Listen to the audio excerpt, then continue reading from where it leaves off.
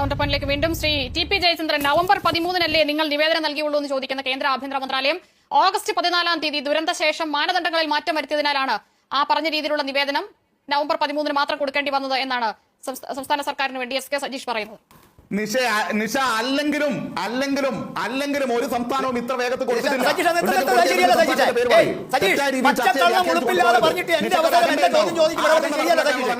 ശരിയല്ല സജീഷ്, നിങ്ങൾ ഈ ചെയ്യുന്നത് ശുദ്ധമായ നിങ്ങളുടെ അവസരം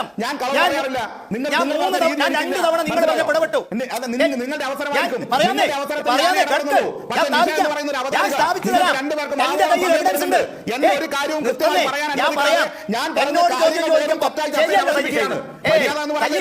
അങ്ങാടി തോറ്റതിന് ഇവിടെ വന്ന് കൊഞ്ഞനം കുത്തരുത്, കോടതി തോറ്റതിന് ഇവിടെ വന്ന് കൊഞ്ഞനം കുത്തരുത്, കോടതി തോറ്റതിന് ഇവിടെ വന്ന് ചർച്ച നയിക്കുന്ന നിഷേധമാണ് എന്റെ അഭിപ്രായം. ഒരു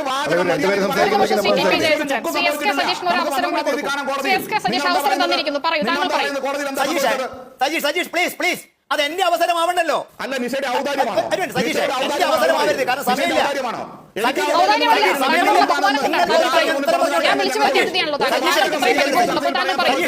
എന്തുകൊണ്ടാണ് ഇപ്പോഴും കഴിയാത്തത്?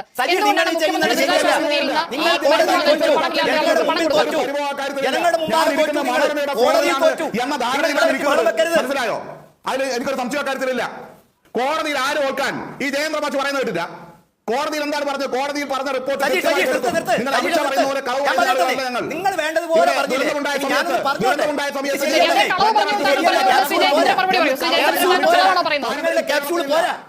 ആര് നിങ്ങളെ സഹായിച്ചാലും നിങ്ങളുടെ ക്യാപ്സ്യൂൾ പോരാ. ഒരു ജനങ്ങളുടെ മുമ്പിൽ നിങ്ങൾ നിങ്ങളുടെ രീതി മാനദണ്ഡങ്ങളിൽ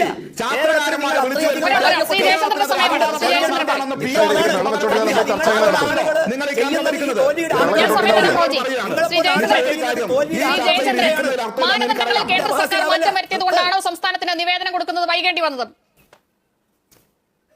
അല്ല നിഷ ഈ മര്യാദ പറയരുത്. ഞാൻ രണ്ട് കാര്യങ്ങളാണ് പറഞ്ഞത്. ചോദ്യം മാറ്റരുത്. ഞാൻ പറഞ്ഞ രണ്ട് കാര്യങ്ങളാണ്. രാജ്യത്തെ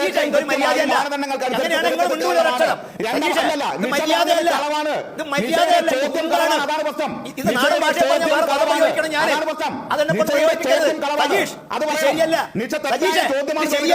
ഞാൻ പറഞ്ഞ കാര്യം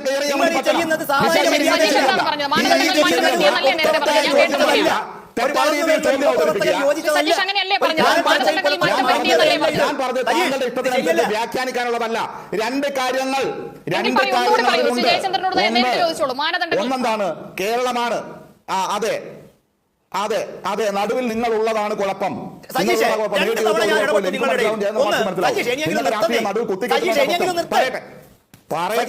ഒന്ന് രണ്ട് കാര്യങ്ങൾ. ഒന്ന് ഈ രാജ്യത്ത് 3 മാസം എന്ന പരിധിയിൽ നിന്നുകൊണ്ട് കേരളമാണ് കൊടുത്തത്. അല്ലെങ്കിൽ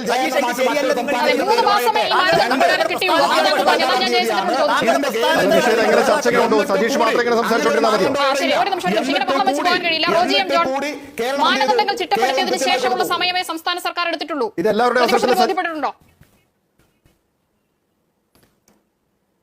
ഇത് ഞാൻ പറഞ്ഞല്ലോ നിഷ, ഇതിലൂടെ അങ്ങോട്ടും ഇങ്ങോട്ടും കുറ്റപ്പെടുത്തിക്കൊണ്ടിരിക്കുകയാണ്. ഇവിടെ ഈ വയനാട് ദുരന്തവുമായി ബന്ധപ്പെട്ടുകൊണ്ട്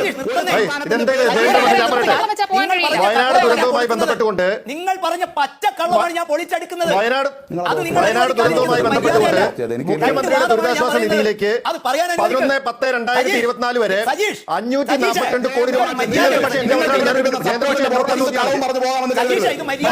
ചോദ്യമാണ് ഞാൻ. ഇത്തരത്തിൽ ബഹളം വയനാട്ടിലെ ദുരന്തബാധിതരായ മുണ്ടക്കൈ ചൂരൽമല കഴിയേണ്ടി വരുന്ന മരുന്ന് വാങ്ങാൻ പണമില്ലാത്ത ആളുകളെ സഹായിക്കുന്നതിനെ കുറിച്ചാണ്, കേന്ദ്ര സംസ്ഥാന സർക്കാരുകളുടെ ഉത്തരവാദിത്തത്തെ കുറിച്ചാണ് ചോദിച്ചത്. നമ്മൾ ബഹളം വെച്ചതുകൊണ്ട് ഒരു സഹായവും ആർക്കും എവിടെയും കിട്ടുന്നില്ല. രണ്ട് സർക്കാരുകളും അവരുടെ ഉത്തരവാദിത്തം നിറവേറ്റുന്നുണ്ടോ എന്ന് ആത്മപരിശോധന നടത്തട്ടെ. അത് നടത്തുന്നുണ്ടോ, പരിശോധിക്കുന്നുണ്ടോ, ചെയ്യുന്നുണ്ടോ എന്നത് വിലയിരുത്താനുള്ള ഉത്തരവാദിത്തം പ്രതിപക്ഷത്തിനുണ്ട് എന്ന് ഓർമ്മിക്കട്ടെ. വളരെ നന്ദി ശ്രീ.